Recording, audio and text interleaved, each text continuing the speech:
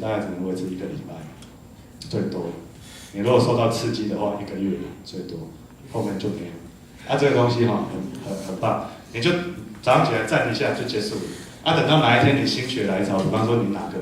哪个裤子穿不下，就很奇怪，最近胖胖风资料调出来，马上咚咚咚咚咚咚，你就知道该要警惕。所以这东西还蛮有趣的，技术上不难，但是事实上这个应用其实对我们还蛮有帮助。好，对，类似的产品，这个也是一样，就是那个线条手环，只是有一些变形，它就把荧幕做在上面，然后它是用电子纸，所以它可以1年充电换1次电池。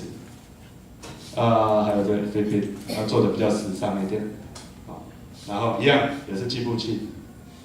然后呢，这边有它全系列的产品，这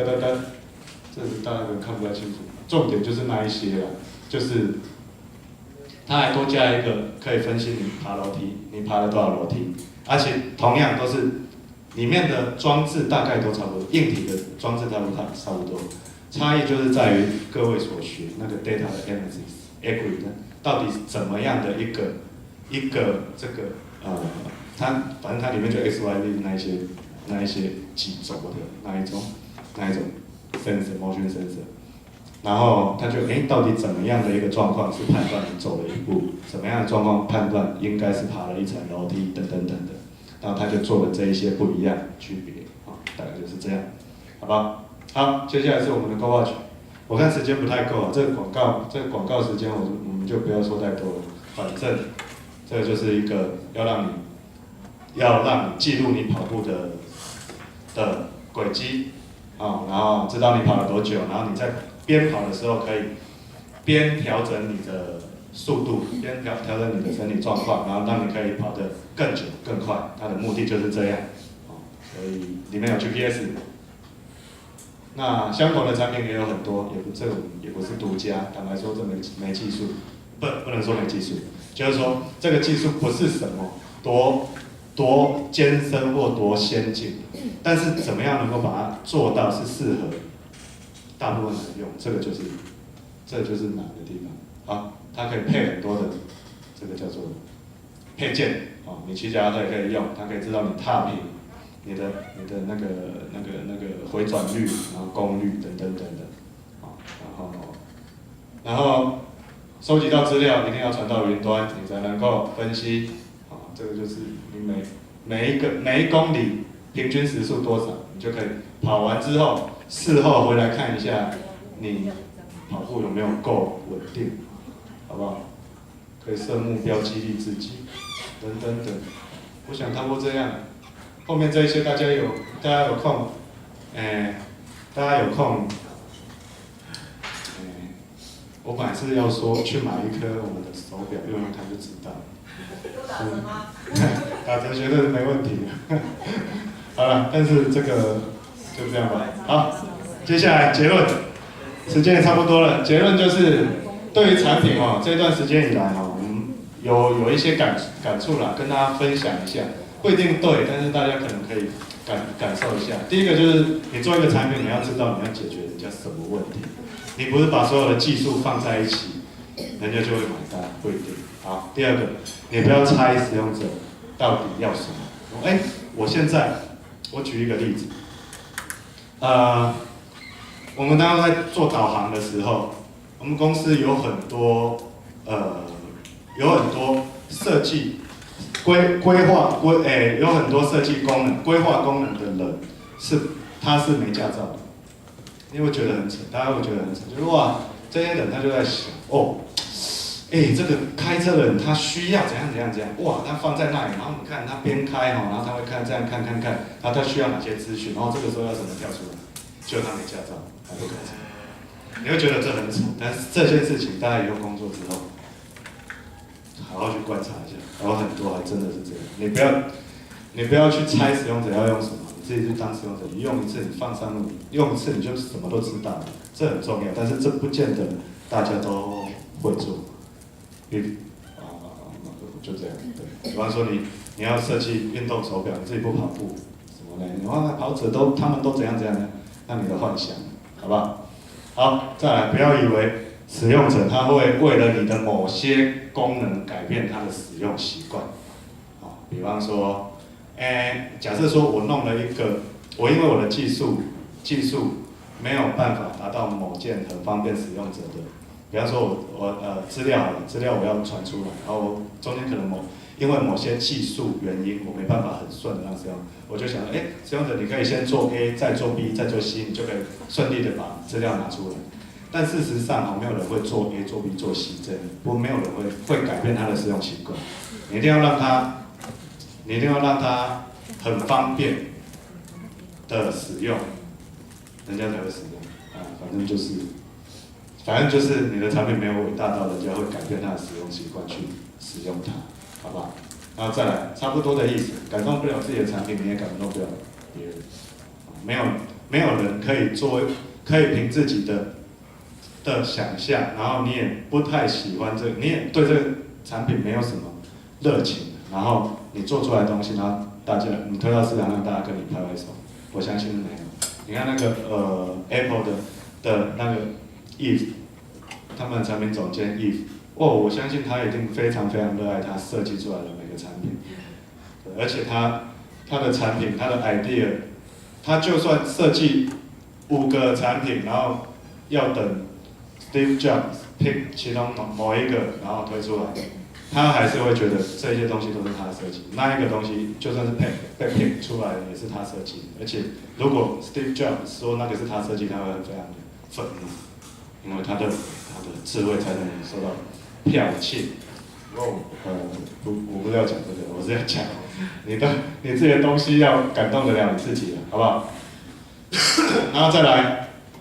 看 to market。你要看一下现在市场到哪里了，你不要想要做一个，你不要想做一个这个无敌火箭，什么有的没的，做完之后你才要推入市场，那个时候大家已经不等你了。反正就是你要知道现在市场要什么，然后你给一个最需要的东西出来就够了。你领先大家一步，不见得你会成功，你领先半步才会。领先一步，你要等别人过来，那段时间是需要很多的精神和金钱，好吧？好，然后考虑一下 infrastructure， 这个就是我刚刚举的那个导航你看得到朋友的例子。我们在06年拿出来 infrastructure 是不适合这个东西，不是这个东西不好。infrastructure 到了之后，你去推出某一些产品功能才有意义，好不好？然后这个是很有名的跨越鸿沟的理论。你在产品出来的时候，要到 mainstream 中间会有一个鸿沟，跨不过去你就挂了。好，再来，对公司来说，只讲一个团队合作的重要性。大家我刚工作的时候，我会觉得我自己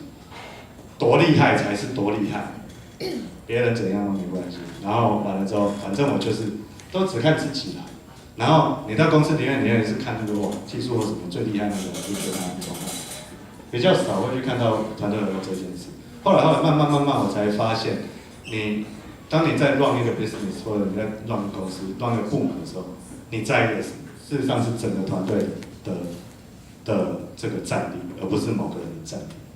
我常常举一个例子，就是说。每个人，我们不是打那个《三国志》，每个人都有属性嘛，有武力什么的。好，有一个，假设满分是10分，你找到一个武力+9的人，好厉害，+9，来应该可以干掉所有人。但是他不可能一个人独自战斗啊，他一定跟一个团队，然后团队有补给部嘛，有这个管理部啊，有业务部啊，有个人产品部啊。他这个人放进来之后，他对每个部门都是减3。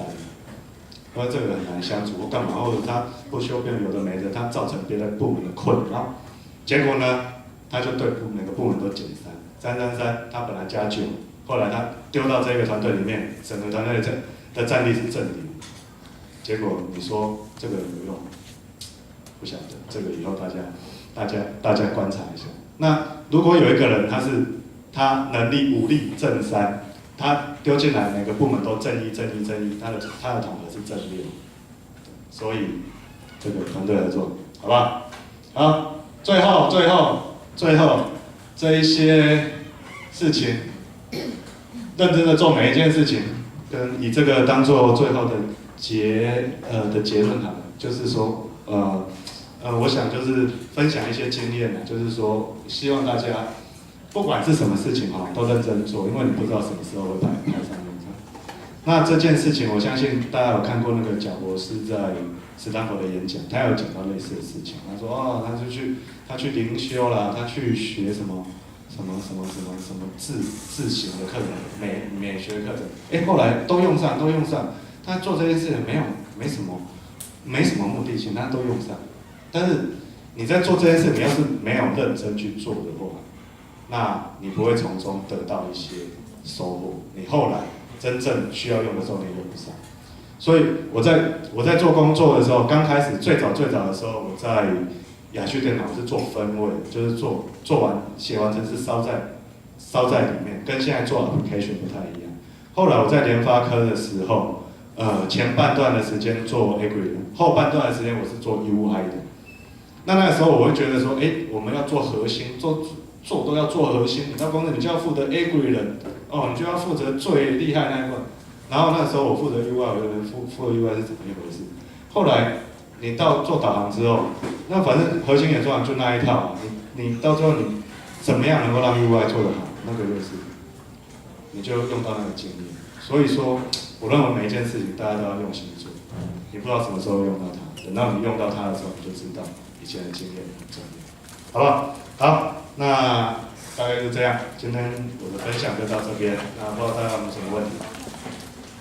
好，那就没有问题了，就谢谢大家。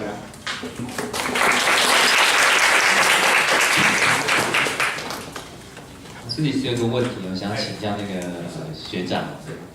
那个自己觉得说，在学校当中，除了我们现在有所有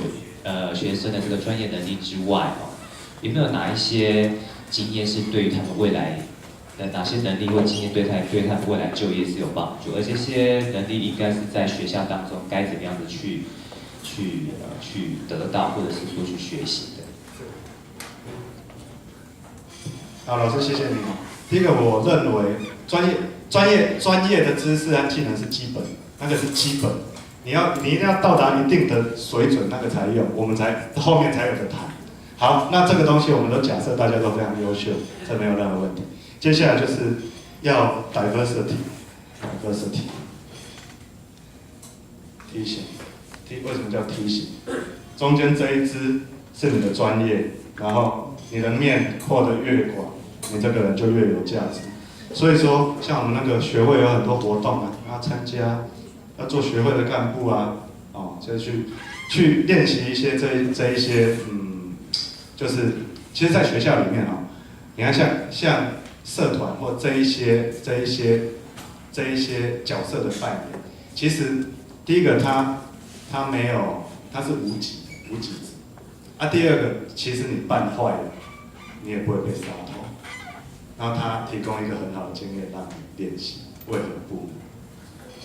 这是一个那时候我不知道这件事情但是现在想起来是这样。第一个第二个就是多方的阅读啦，兴趣，